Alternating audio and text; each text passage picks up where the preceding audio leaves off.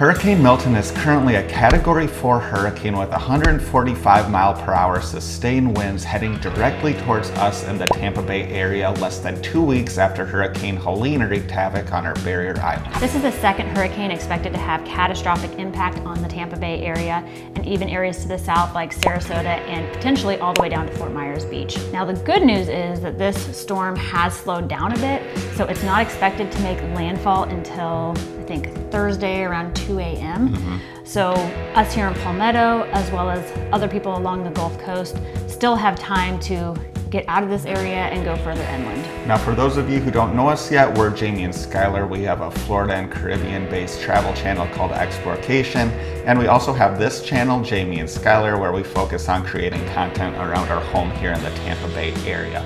We currently live in Palmetto, which is just on the south side of Tampa Bay and is directly in the crosshairs of this hurricane.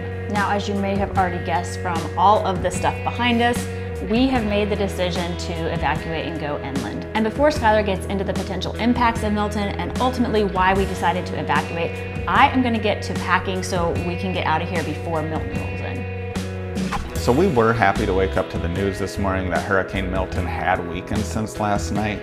So when we went to bed, this hurricane was an insane Category 5 hurricane with 180-mile-per-hour sustained winds.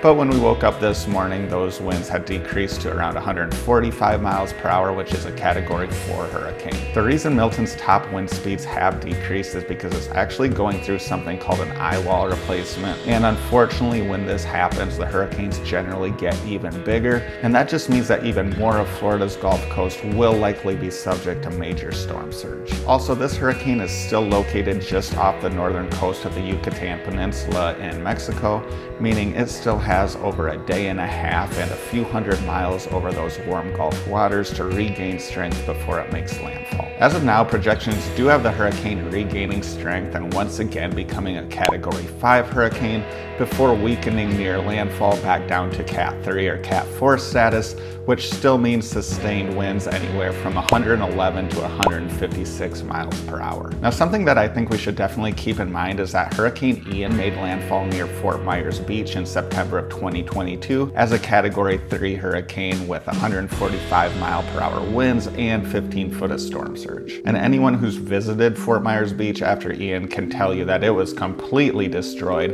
and even 2 years after the fact, it is still far from being fully recovered. And it just so happens that the National Weather Service is currently forecasting peak storm surge from 10 to 15 feet for an area that stretches all the way from the Anclote River down to Inglewood, which covers around 100 miles of Florida coastline. And while the majority of those 100 miles likely won't see that level of storm surge, even 5 to 10 foot of storm surge can cause catastrophic damage, as we saw from Hurricane Helene in Florida's barrier islands. And keep in mind that pretty much that entire 100-mile stretch of coastline is low-lying and densely populated. So for the areas that do receive that 10 to 15 foot of storm surge, there's a good chance we're going to be looking at Fort Myers Beach type devastation. Now the really bad news is that of that 100-mile stretch of coastline, the most populated area is the Tampa Bay area, which currently is right where the hurricane is projected to make landfall. Furthermore, as many of you may have seen on the news, there is still a bunch of debris left in the streets from Hurricane Helene, and while the Florida National Guard is doing their best to get it all cleaned up, anything that remains will likely become flying projectiles during Milton. Now there is still a possibility that the storm veers southwards and makes landfall down by like the Inglewood area, which is about 50 miles south of here,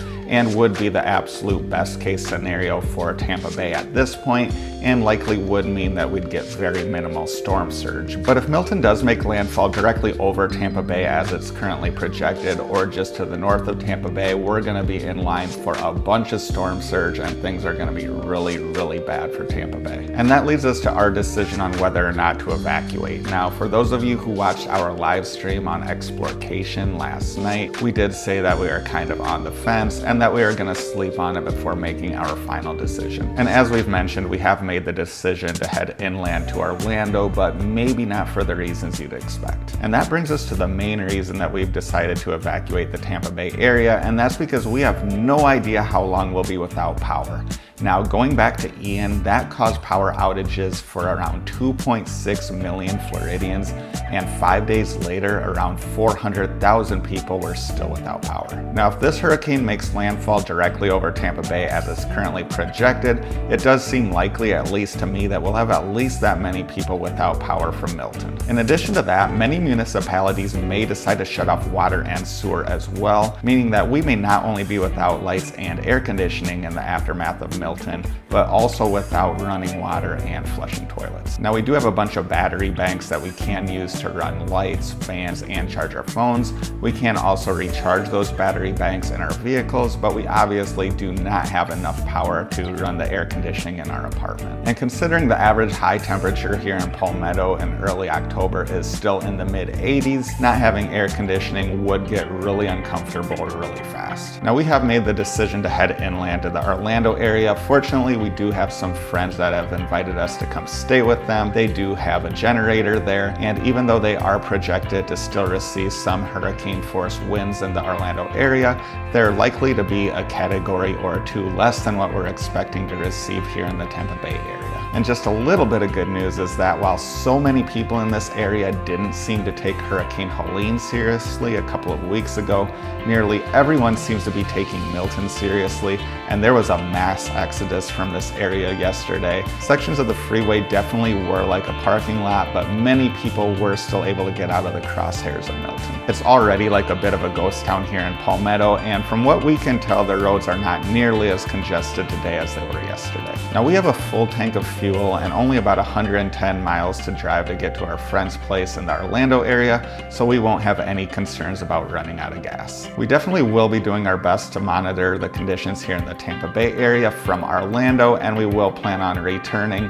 when conditions are safe and hopefully when the power is on. We ask that you don't worry about us, as we will be safe in the Orlando area, but we do, however, ask that y'all pray for those that have so much more to lose than we do, those who live in the coastal areas or own homes and businesses there. We really hope that within the next few days we're posting a video about how lucky we got in Tampa Bay and how Milton caused so much less damage than was projected, but for now we definitely do have to prepare for the worst. As always, thanks so much for watching. We will try to do some quick updates on our situation during this hurricane over on our Exportation channel through community posts and also on our Instagram and Facebook. We'll see you back soon.